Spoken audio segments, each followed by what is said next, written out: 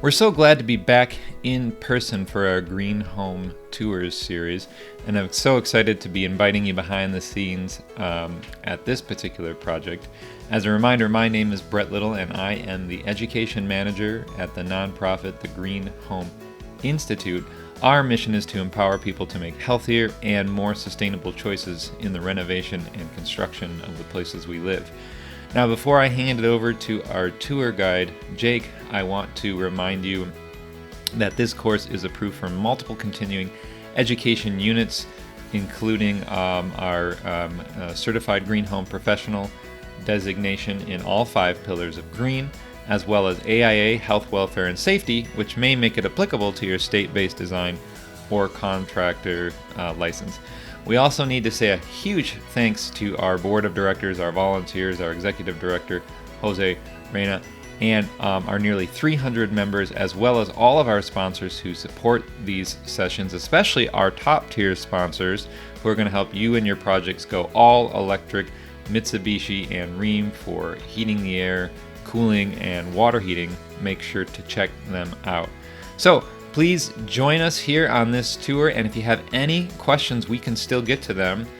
Just put it down into the comments section and we will try to respond. So thanks for attending and enjoy. Thanks for having me. Jake Viersen, I'm the owner of R Value Homes, and we've been in business for about 19 years as an insulated concrete form contractor. However, the last about 9, we kind of made a shift from being an installing contractor to a complete home contractor. And that shift was made ultimately because we found a lot of builders just didn't have the knowledge on making the whole home efficient and healthy, and there was just a lack of people doing it. So I stepped into that role after building my own home and going through the School of Hard Knocks. And each home we've done since then, we continue to learn from. So this home is I wouldn't say it's the culmination of everything we've learned, but it performs very, very well for what it is. What we have found is when a home does not have a basement, such as this one does not, it's hard to get a good air change number on it. This one hit 0.6 at ACH 50, so we're very happy with that. That's almost our best for a home with no basement. We also had a great HERS score on it as well, and a lot of that can be attributed to the simple design. Simple design goes a long way when it comes to making a home efficient. So one of the things I wanted to start out by showing you, I'm going to attempt to go through this in a few different headings. Health, what are some of the things that we do for health? Then comfort, then efficiency, and then we'll briefly talk about sustainability and a few other things. So one of the first things about making a home healthy is to make it a safe home. So the very first item I would want to point out to you is this zero-step entry. Zero-step entry, and a really important feature of the zero-step entry is to have an awning, a substantial awning. Without a substantial awning, a zero-step can give you lots of problems. Ask me how I know. Just if you want zero-step, plan to have a substantial awning. This particular home is zero-step here and then in the garage, which that's pretty easy to do. So zero-step entry, and then another item is that we're using 36-inch openings in all the major rooms, and everything needed to live is on the main level as well. So no one needs to go upstairs. If the homeowners become disabled, they can survive without ever having to go upstairs. The next thing that's really important for a healthy home is the air quality, and this is probably the biggest part of making a home healthy. And the worst offender for air quality after air leakage, which I'll get to in a moment, is the flooring. Most of you here can probably smell that this home has the new home smell or new car smell. That's actually off-gassing, and it's not in your best interest. Even though I might enjoy the smell of a new home, it's not particularly healthy, and that mostly comes from the flooring. And we've even chosen Green Guard flooring here, which is some of the better performing flooring. So that's definitely something to consider. And then a second thing is, to get even better, a good portion of our homes will use concrete floors. Concrete floors have no off-gassing whatsoever. There's also natural fiber carpet, such as wool. Those are things to consider to improve the air quality in the home. But since I brought it up, we've got some off-gassing going on. What do we do about that? And the best strategy, other than eliminating sources, is to get them out. Remove the air. And we're using a heat recovery ventilator for that, which I hope to show you in just a little bit. A heat recovery ventilator, and that removes air from the home on a continuing basis, and it supplies fresh air on a continuing basis, and the air streams go through a heat exchanger. So in the cold of winter, it can be 0 degrees outside, 70 in your home, and the outgoing air gets cooled down by the incoming air. The incoming air gets heated up by the outgoing air. We're using about 80% efficient, which is pretty good as far as heat recovery goes. So our incoming air is going to be somewhere around 60 degrees. The more natural material is, the less problems you will have with off-gassing. And what is this LVP? It is LVP, yep. And as I mentioned, it's GreenGuard certified. Definitely watch for that label. There's plenty of them available now. That's becoming more and more common. So we've discussed reducing the sources of off-gassing, and then we've discussed what we do about the air, which I'll show you that equipment in a bit. The next thing for air quality is to seal the home up. You cannot control air, you can't filter air that you can't control. So we want to make a home airtight, which, as I mentioned, we've got a pretty tight rating on this home. And that means that on a windy day, we're not losing a bunch of the warm air in our home, and we're not bringing in a lot of dust, pollen, and so on from outside.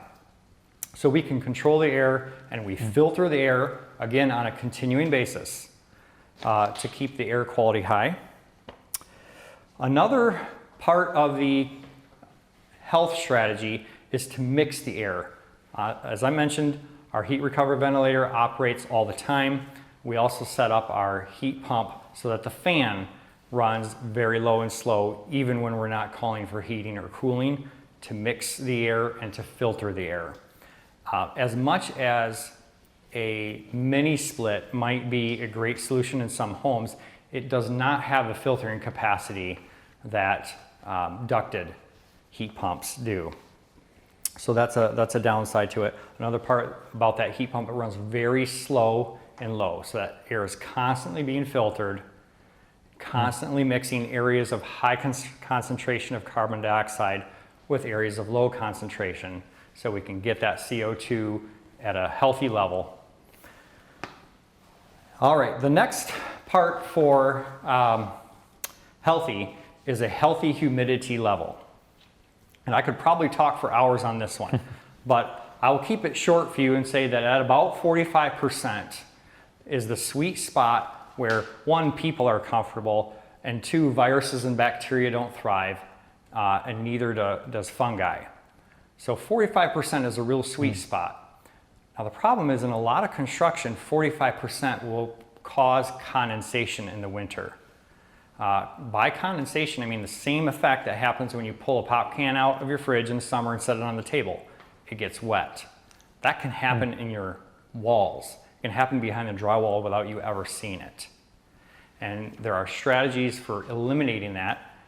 The one that we prefer to use is insulating concrete forms, which I have right here. This is how we build the exterior walls of a home. We stack these blocks, fill it with concrete, and that keeps a warm wall, and as it's solid, there is nowhere that moisture will condense. So we can run at an elevated humidity level without the fear of condensation, rot, and mold.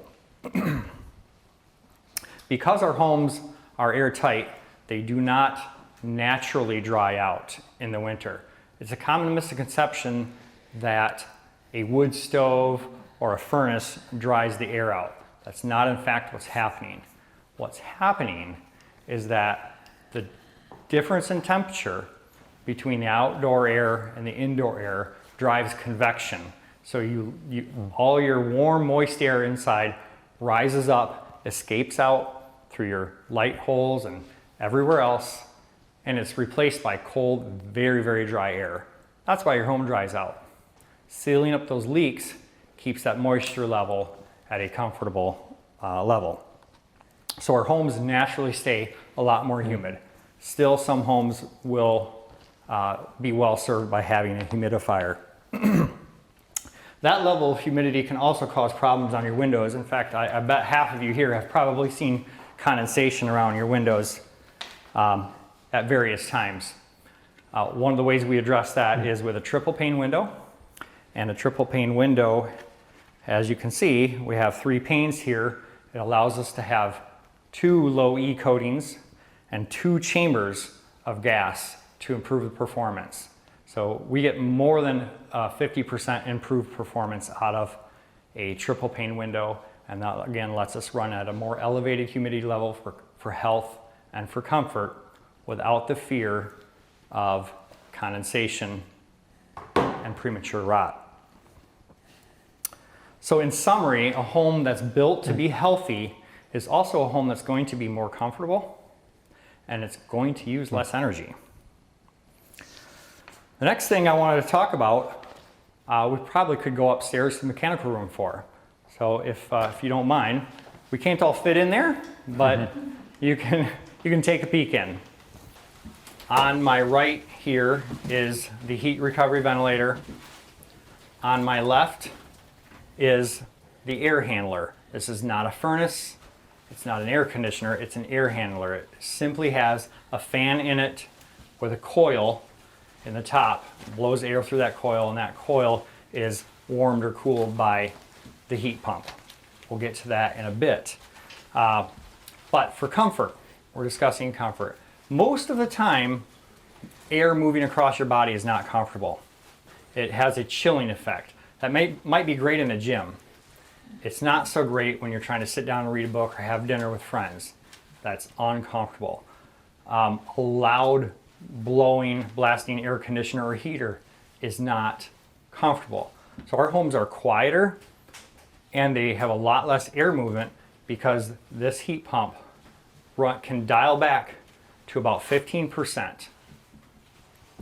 Instead of, say, taking your car on the highway and either flooring it or coasting, flooring or coasting, you use cruise control. That makes it a lot more efficient, it runs steady. And that's kind of one of the things that a heat pump does.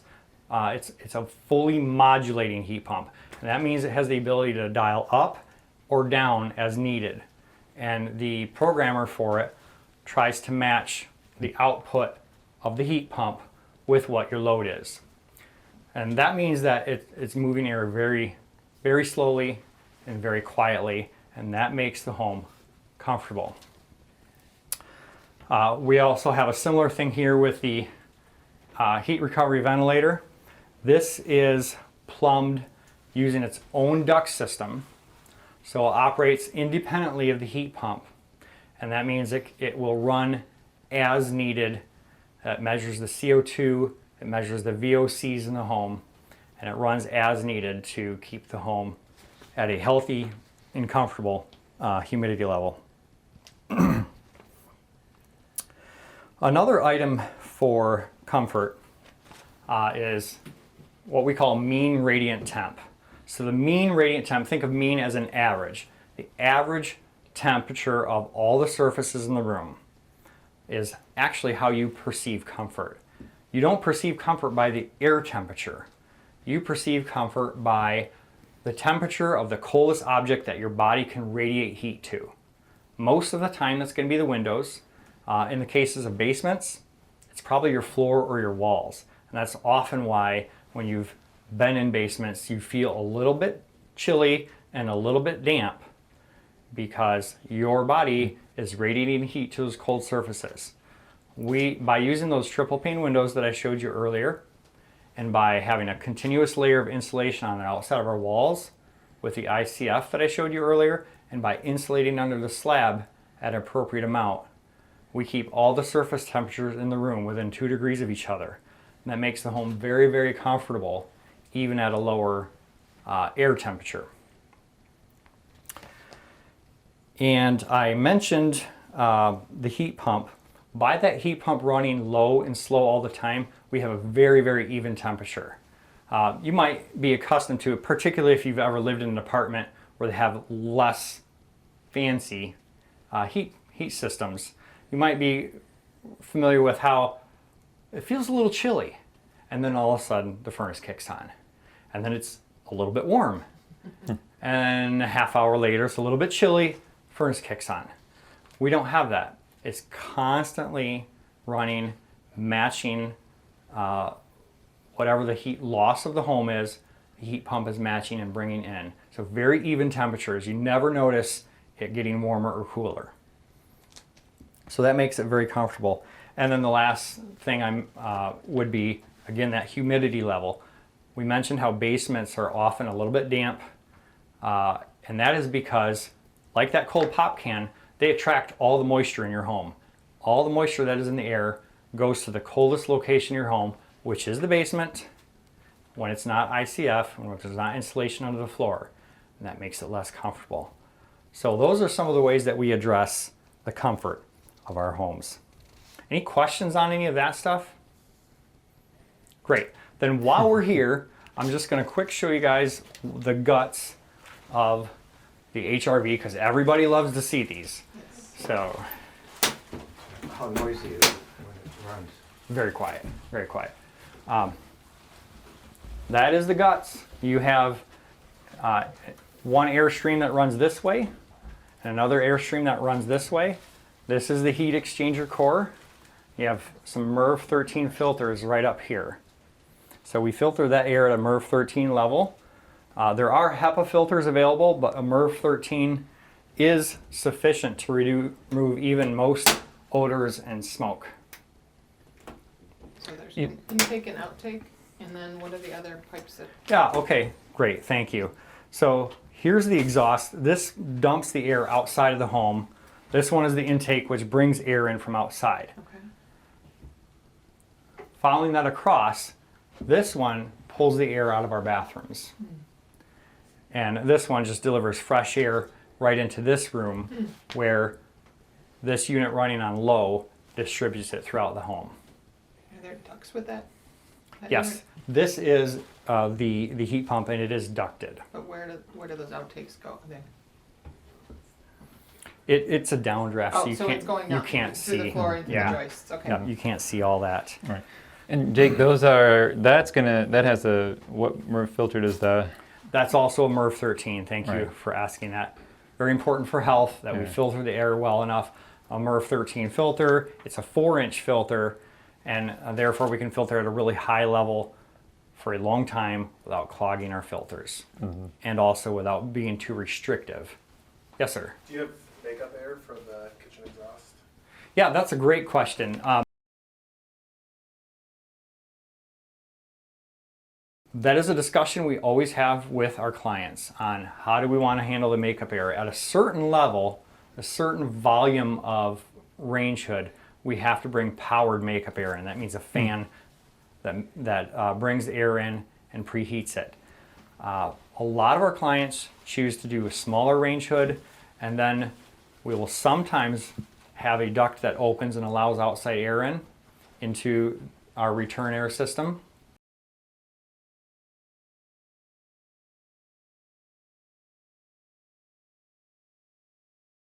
So the question that came in here, and you spoke quite a bit about humidity. Yeah. The things you did, to control humidity with the construction practices. So hopefully whoever asked that, heard that part. But I think they were asking from a mechanical system standpoint. Where is humidity control, if at all, coming in? Okay, here? great. Humidity control is going to come down to what is your tolerance level and what is your budget level. So we do as much as we can for natural humidity control by making the home airtight.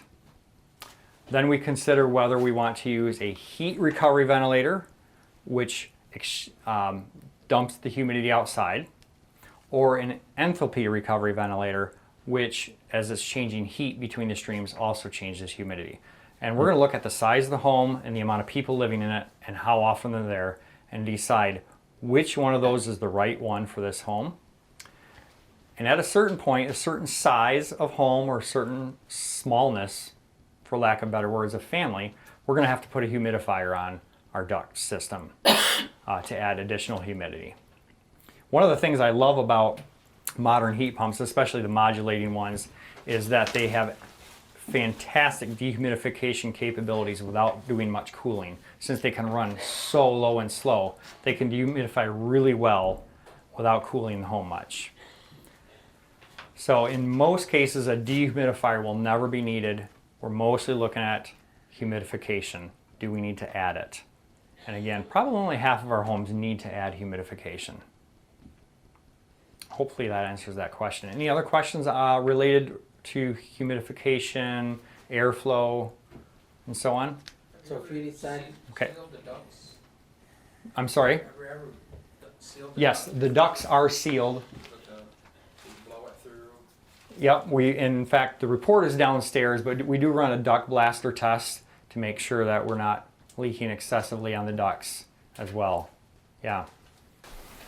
So not every home has the ability to do this, but this home is using some passive solar design principles.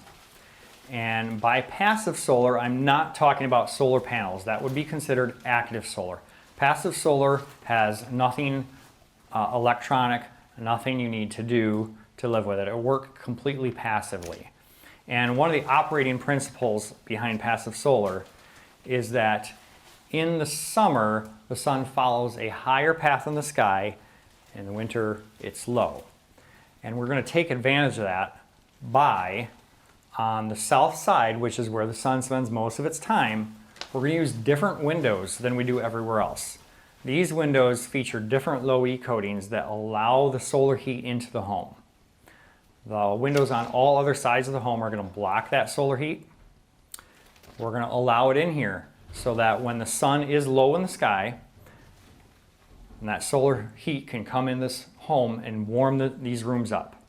And we size our awnings up here in such a way that during the summer months when the sun is high, that awning shades the window and that solar energy does not come into the home.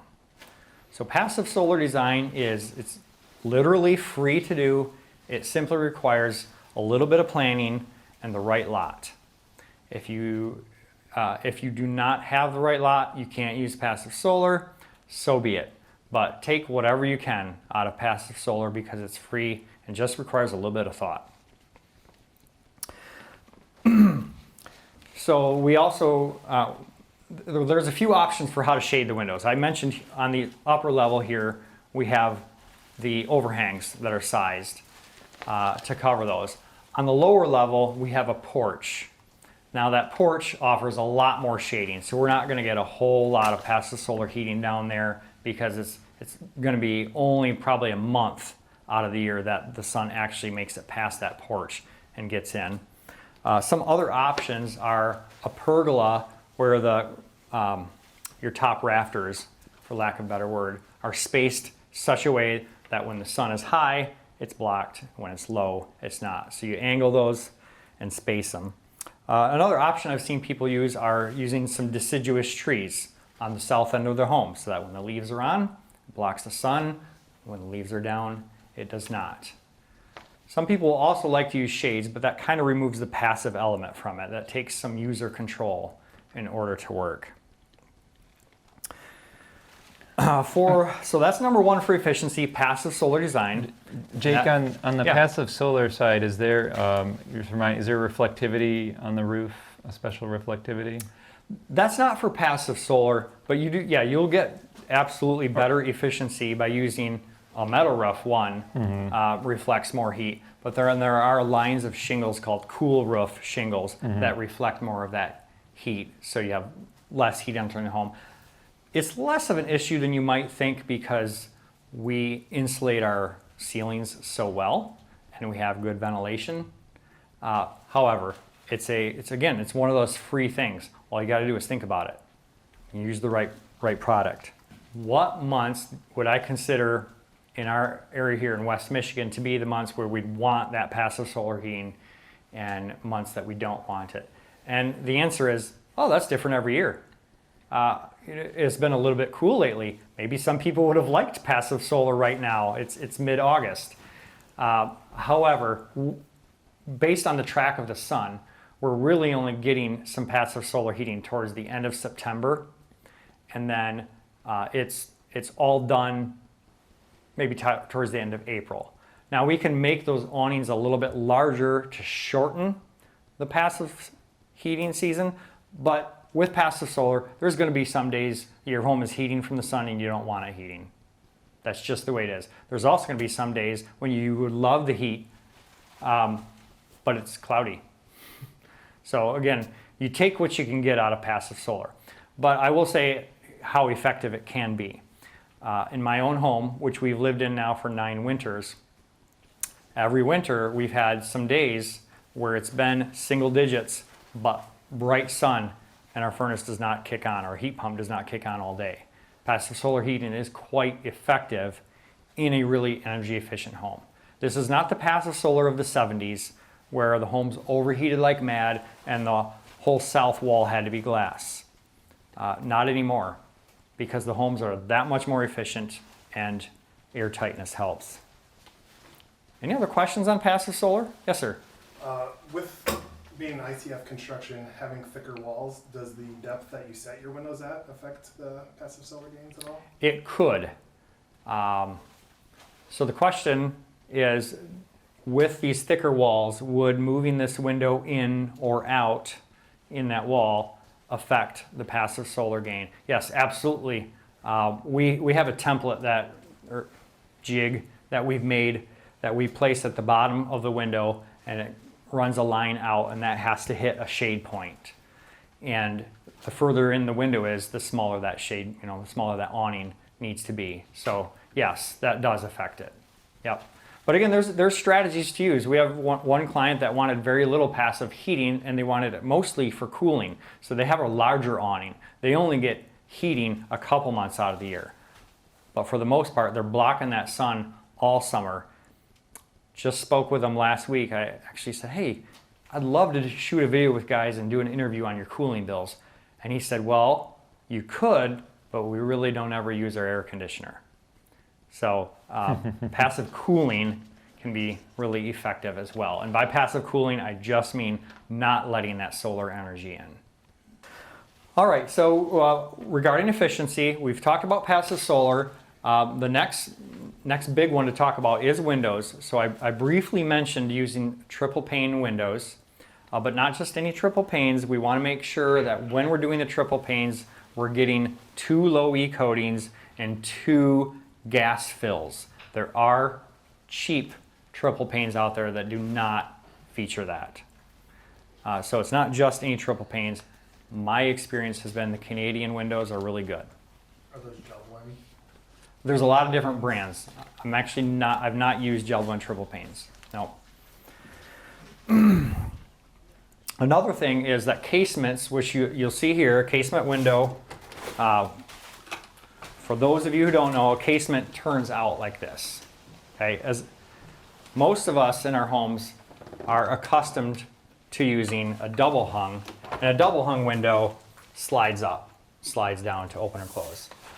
While a casement is considerably more efficient in 2 ways. One, it seals better, so it's going to help our air tightness.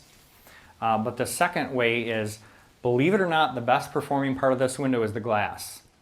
And so the least amount of frame I can have to glass ratio, the better. A double pane has a lot of glass, not double pane, I'm sorry, double hung, has a lot of glass, a lot of frame, thank you. You have to know what I mean, not what I say. A lot of frame to glass ratio. So casement will perform better. And even better performing, we have found, are the tilt and turns. But tilt and turns are a love it or hate it. Not every client's going to want their windows opening in. Next thing, we're going to walk downstairs to take a look at the heat pump water heater.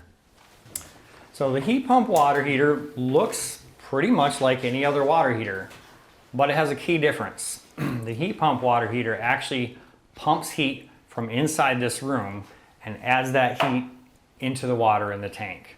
Instead of using an element to heat the water, it's actually just moving heat out of the room and into the tank. This top part has a compressor.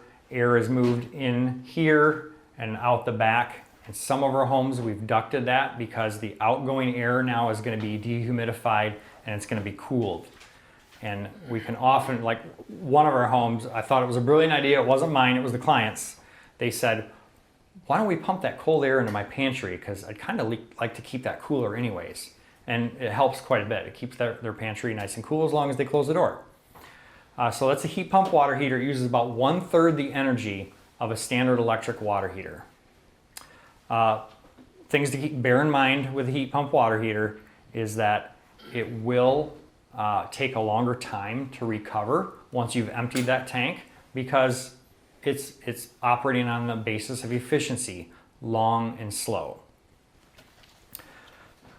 So that's a heat pump water heater, and that's a big part of efficiency. In these homes that we build that are ultra efficient, believe it or not, the water heating load can be the largest load in the home. So we definitely want to tackle that. A heat pump water heater is one of the best ways to do that. Jake, do you know if that one has the time of use programming ability? No, and Brett, if you know how to get that working, I would love that. Well, yeah, well, Because I would make mine heat up extra hot when the sun's out, and right. yeah. I don't know how to do that. Man, if there's anybody here or on can chat in, I'd love to learn that. Yeah. I know some models do and some models don't. So Okay. you have to take a look. And I also noticed two very simple other sustainability things anyone can do. Right behind you. I mean, I see the pipe rat, right? Yes, thanks for pointing that out. It's so common to me that I don't see it, but hot and cold, insulated, yeah. And then I see very simple, just the pan under the thing, just to stop leaks and durability. So, just basic things that some people might miss. So, yeah. Thank you for pointing it out. Yep, that is good and important. So, we've talked now about health, we've talked about comfort, and we've talked about efficiency. When we have taken those things into account, especially when we've built a home to be efficient from the ground up, looking at every aspect of the home, really only then does it make sense, in my view, to talk about adding photovoltaic panels. We're gonna spend our money on making the home a better home that's gonna last the lifetime of the home, and that's gonna serve the occupants for the lifetime of the home.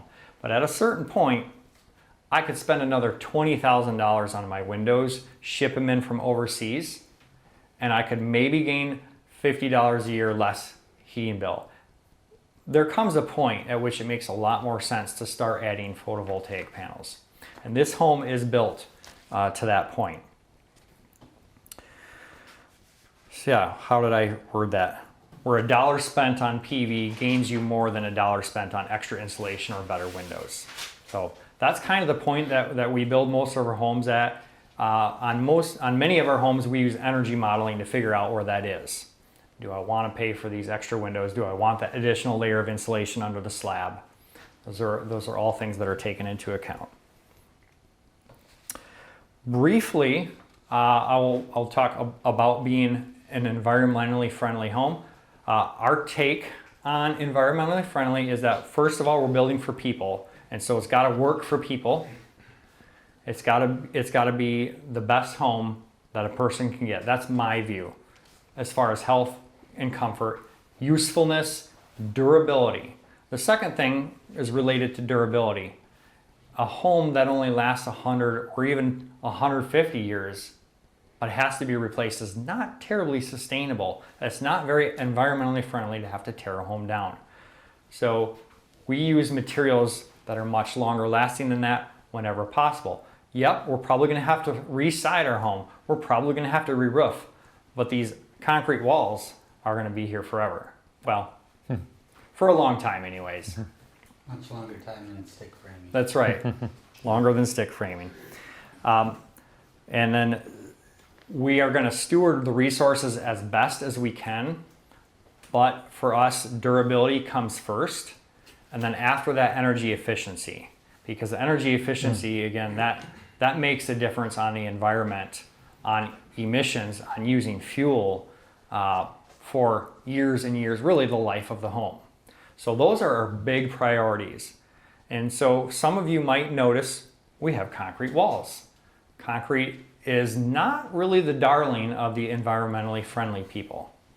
But again, we're prioritizing some of those other things in order to make a home that is as cost effective and long lasting and energy efficient as possible.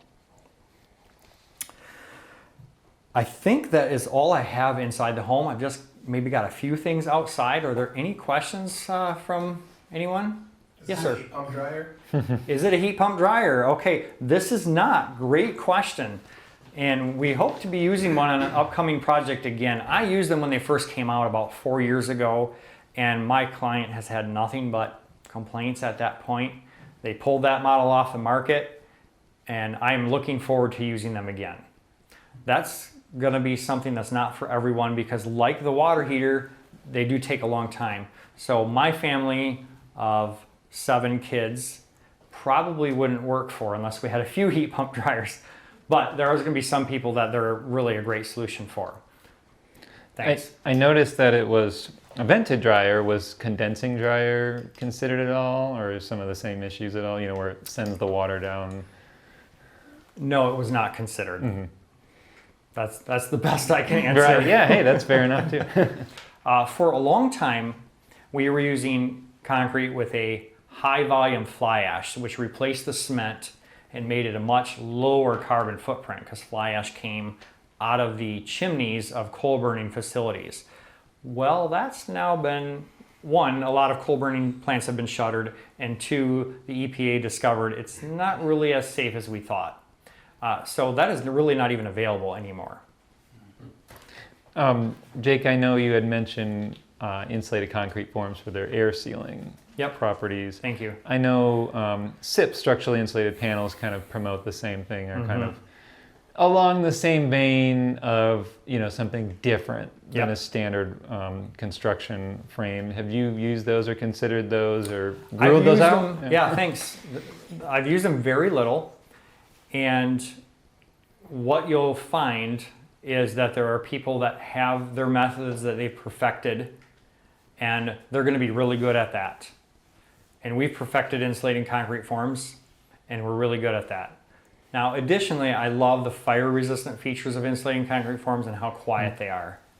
We've heard many comments from clients how they appreciate how quiet they are.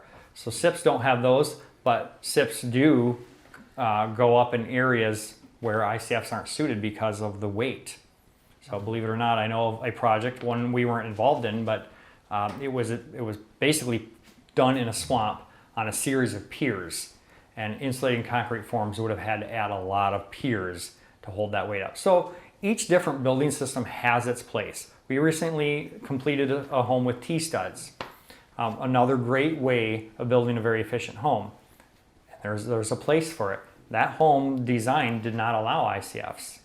So every different building system has its merits and its demerits. And I think each project should be considered, but you also have to consider, do you have qualified installers? Mm-hmm. So the comment was made that a water softener reduces mineral buildup on the heat exchanger in the water heater, making it perform at peak efficiency for a longer period of time. Very good point. And I'll point out that is a on-demand water softener, and so that doesn't waste water, doesn't waste energy. It only does it when it's needed. So yeah. I have one like that in my house. It uses no electricity. Right. It's powered off the water. Right. Yeah. Or no pretty energy, awesome. So, yeah. So if we step out in the front of the home, we'll look at a few other things. So ICF homes have some unique challenges as well, as you can probably appreciate. One of those is, how do you cover the foam before the siding starts? code does not allow us to run the siding all the way down to the grade, and for good reason. One is durability of the siding. Another is that would make it impossible to tell if you had termites crawling up your foundation and getting into your home. So code actually requires an 8-inch gap between the dirt and where the siding starts. What do you do in an ICF home? Well, we found a fiber cement panel that is rated for ground contact, and that is what we use. And you can see it down here. And those of you who are astute will know that's not 8 inches. And the short answer for that is we put it at 8 inches where we're up against dirt. But here where we're covered by a large porch and have concrete going up to it, we can reduce that a little bit. So that's our transition covering. Another advantage to an ICF in a circumstance where you have a basement, particularly a walkout basement, is that because you can fasten anywhere on the ICF, we can slope our siding really easily. You don't have to do steps with the wall. You look on the roof, you can see the solar panels or PV photovoltaic panels. In this particular home, we did an energy model up front before we even started building it. And the energy model projects how much electricity the home will use over the course of a year to heat and to cool.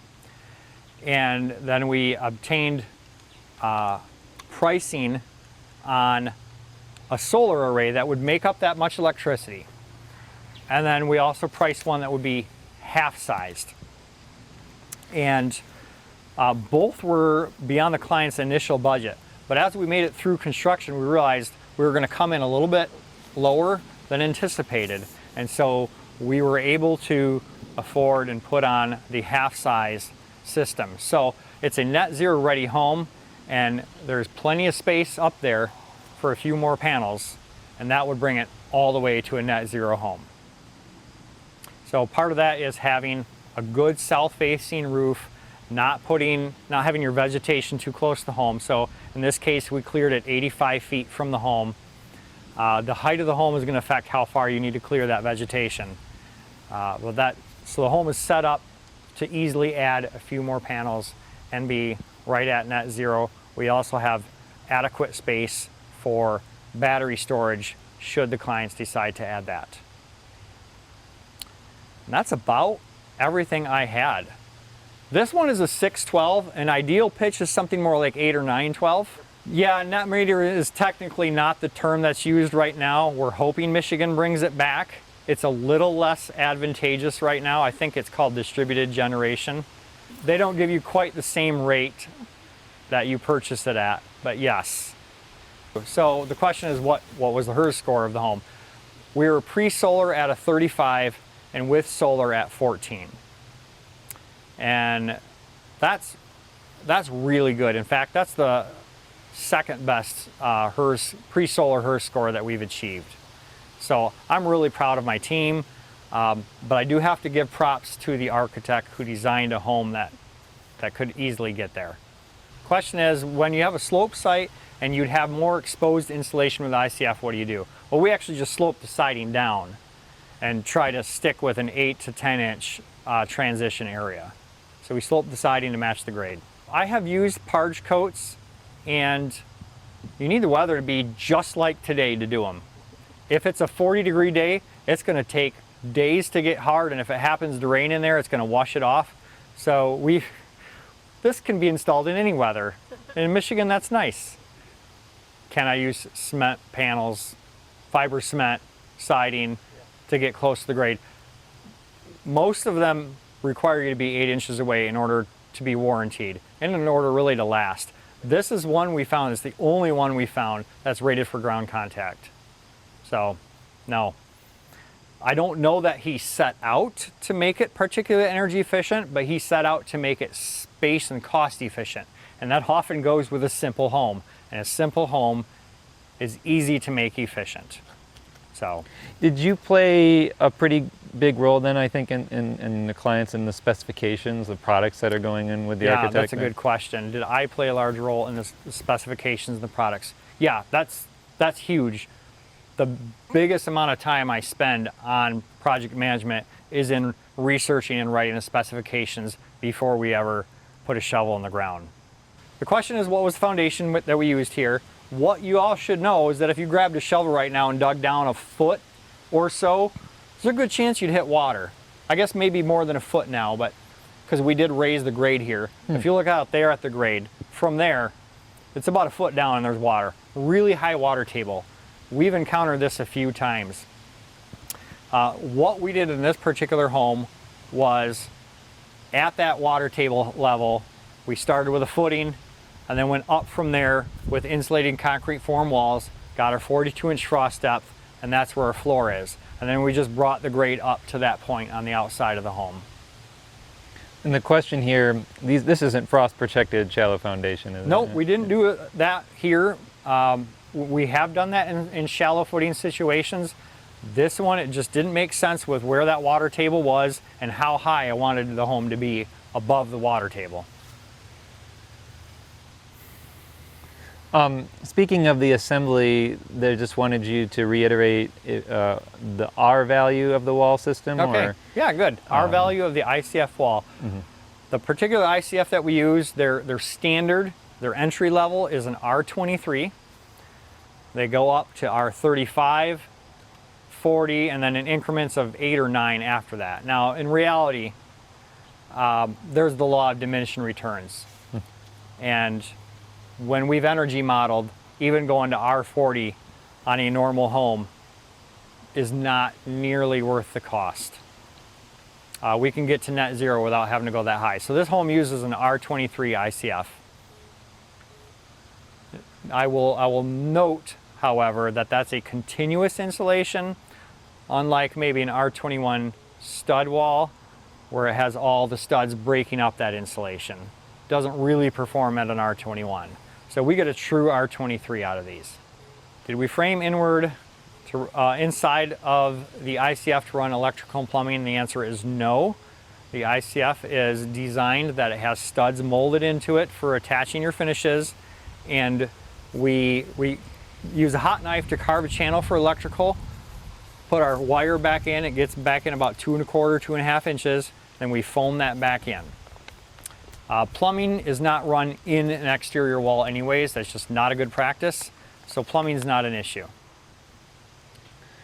Anyone else? Another question came in, just to reiterate, was it the truss system in the roof and and the attic R value? Okay. Yeah. Here we're going to talk a little bit about how we air seal. A typical home, you set your truss on the top and you put your drywall right on the bottom of the truss, and then you poke a bunch of holes in that drywall to put your lights in. And every interior wall is pathway for air leakage as well. We say no. We build our wall 3.5 inches higher than we need it, put the truss on, and put a variable vapor barrier under that. There's a couple different manufacturers that make a variable vapor barrier. We put that under the truss, and then we build a 3.5 inch mechanical chase. And the drywall then attaches the bottom of that chase. All our wiring, all our electrical, and sometimes even plumbing and HVAC will run through that 3.5 inch tall chase. And by doing that, we make it so that there is 1 or 2 only holes through that vapor barrier, which are easy to seal. So that's how the air sealing is accomplished at the ceiling. The ICF wall inherently and naturally accomplishes air sealing at the wall. Did you ask about the truss attachment or not? Yeah, well, the truss, how it was put together was... Okay, so it's a very normal truss, just with an energy heel so we can get enough insulation. We did R72 ceiling insulation here with blown cellulose. And at the top of the ICF wall, we embedded a metal strap for every single truss that wraps over the truss and gives it a very high uplift rating, so in high wind events that roof's not coming off. Yeah, and that's a good segue. I mean, one of the aspects of the GreenStar program that this project is looking into is the climate resiliency piece, and That's one of the things that's predicted to be one of the worst things that's going to occur around West Michigan is high wind loads from a climate issue. It's not necessarily heat or fire or anything. So it really seems like the way you're designing your home is going to resist some of these higher wind loads we might be getting. Yeah, thank you for asking about that. So the Michigan code, or the code that Michigan uses, requires everything to be built and engineered to an 85 mile an hour wind resistance. In reality, I bet there's a good number of homes that don't actually follow all those steps. However, we up that. 85 is not sufficient for us. I can think of several events in my lifetime where we've had higher winds than that. So this particular home really has two things made, or two parts of it that are improvements beyond that. One is the reinforcement in the ICF wall. We do not reinforce to a code minimum level. We up that to the 120 mile an hour wind rating level as a standard, and it's an option for clients if they want to go higher. And then the second is our truss attachment. Now, in the event of tornadoes, the way most homes fail is that roof comes off from uplift and then the walls collapse. So by embedding a metal strap in the top of that ICF wrapped over each truss, we've greatly improved the uplift resistance of that roof. And so it's going to take a lot more wind than 85 miles an hour to make a failure. Now, we could certainly do better on this home. We could do something like a fiber cement siding. We could do a metal roof. We could up the strength of our garage doors. There's definitely things that can be done to improve that more, but at least the health and safety of our clients are taken care of by the steps that we took. I think one last thing when we were in there, and we didn't get into it, but but you and I spoke. You're pretty much in many cases doing all electric homes. I know This home was pretty close, but there's always challenges. So what occurred on this one that may have been a challenge for doing that? Great. So I first came across all electric homes by accident. And it was, as I mentioned, the home that I built for my family. We were out in the sticks, no natural gas, and I didn't want to look at a propane tank in the yard. So 9-10 years ago, there were a lot of people doing all electric. We researched it, said, hey, I think this can be done, especially in a home that has a very low load like ours. A heat pump can more than make up the heat loss. So we did it, found it worked well, and that's my go-to, all electric. Another plus of all electric is I can put enough PV on the roof to make up my entire load. I can't put PV on that makes gas. So we can really easily get to net zero by being all electric. This particular home has a gas stove, which you may or may not have noticed as you're walking through. And the reason for that, as much as I tried, the reason for that is that the client was given a gift of a very nice range from a family member, and that wasn't something that they were willing to let go. So it's a discussion with the client. We talk about the additional health concerns that combustion brings and the fact that you can't quite get to net zero. And ultimately, at the end of the day, we're building homes for people, so it's got to work for them. So that's how we ended up with a gas stove here. The question is, did we pre-wire for an electric range? And yes, we absolutely did. Good. The question is, what's the preference on interior walls, wood or metal? My preference would be straight wood. But in reality, that's hard to come by. So I'm going to say from the standpoint of a guy sitting behind a desk and writing the specifications for a home, I love metal. But when it comes to putting it into the field, it's not quite as fun to work with. I would rather, when I'm framing a wall, I'd rather be framing with wood. So again, that will come down to client decision. And it will come down to what's the price of each right now. The two are very rapidly moving price points. And so at any given point, the price difference can be here or it can be here. So that's a discussion that we have during the pricing stage. Question, is the garage framed with wood? It is not. The garage is also insulating concrete forms in this home, and it will. It does not have any ceiling insulation at this point, but it would be very easy for our client to add that. What is the reason for insulating concrete forms in the garage? Yeah, the client hopes to spend quite a bit of time out there. You can't tell from here, but it's about 40 feet deep. So it's literally a 4-stall garage. So he'll have a nice sized workshop in the back. The door insulated? The door is insulated, yes. All right, great. Well, everyone, we're at our time. So for those of you hanging out live here, I think we can still have some more conversations, but we're going to wrap this session up officially. Jake, just a reminder, where can people go to learn more about you? Oh, that's a great question. Reach out to ask you any more questions, take any of your tours. Where can they go? Yeah, well, there's a few tours that you can watch on the GreenHome website. You can also find me on YouTube. But if you go to rvaluehomes.com, that's with an S, rvaluehomes.com, you should be able to connect with me there. Thanks. Thank you. Thanks, everyone.